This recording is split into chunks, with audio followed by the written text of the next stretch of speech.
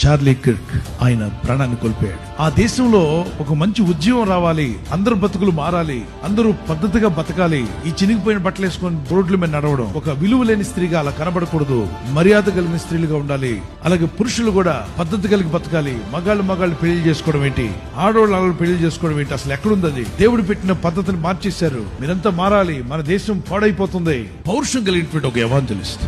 అతన్ని చాలా మంది భయపెట్టారు, నేను చంపుతామన్నారు. దేనికి భయపడు? ఏదో ఒకరోజు చావు వస్తుంది. చావుకు భయపడే రకం కాదు, సింహంగానే ప్రసంగాలు చేశాడు. అన్ని వేల మందిలో దేవుని మాటలు చెప్తూనే ఉన్నాడు. ఒకవైపున దేశం కొరకు పోరాడుతున్నాడు, మరొక వైపున దేవుని సత్యం కొరకు పోరాడుతున్నాడు. ముష్కరులు గురిపెట్టి అతని మీద తూటాలు గన్ షాట్ చేశారు. అక్కడికక్కడే మరణించాడు. కానీ అతను మాట్లాడిన మాటలు ఇప్పుడు ప్రపంచమంతా రీచ్ అయిపోతున్నాయి. ప్రతి ఒక్కరు అవి చూస్తున్నారు.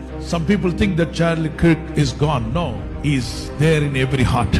కొంతమంది అనుకుంటారు చార్లీ కిర్క్ అనే వ్యక్తి ఇక లేడి వెళ్ళిపోయాడు అనుకుంటారు. లేదు, ప్రతి ఒక్క హృదయంలో కూడా ఆయన ఉంటాడు. His spirit is with the Lord. ఆయన ఆత్మ ప్రభు వద్ద ఉన్నది. That's why Jesus said, don't be afraid of people. దేహమును చంపే వారికి భయపడొద్దు అన్నాడు. శరీరాన్ని మాత్రమే చేయగలరు, కానీ ఆత్మని ఏమి చేయలేరు. అలాంటి వారికి మీరు భయపడనక్కర్లా. Real life of human being starts after the death. మానవుని నిజ జీవితము మరణము తర్వాత ప్రారంభమవుతుంది. So if anybody kills someone, they will face judgment of God. The wrath of God will come upon them. But the person who was killed because of his faith, his spirit reached the paradise and being with the Lord. ఒకవేళ ఎవరైనా విశ్వాసమును బట్టి ఒక వ్యక్తిని చంపినట్లయితే చంపినటువంటి వ్యక్తి పైన దేవుని ఉగ్రత, కోపము, శిక్ష వస్తుంది.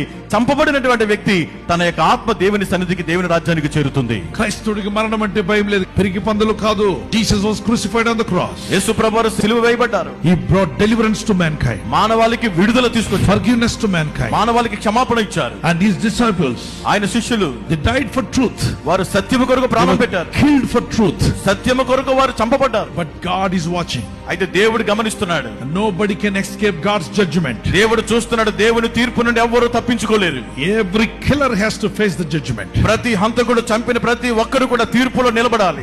క్రైస్తవుని మరణము అంతము కాదు, అది జీవం. సజీవంగా వాళ్ళు ఉంటారు, సజీవులుగా నిలిచిపోతారు.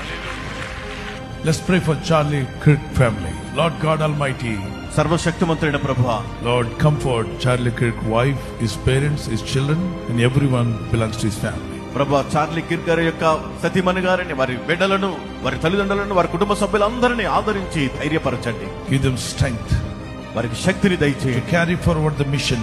Bless them, Lord. Provide all their needs. In Jesus' mighty name I pray. ఆ పరిచర్యను ముందుకు కొనసాగించే నీ కృపను అనుగ్రహించి వారిని ఆశీర్వదించి వారి ప్రతి అక్కర తీర్చమని యేసు నామములో ప్రార్థించి అడుగుచున్నాము తండ్రి. Amen. ఆమేన్.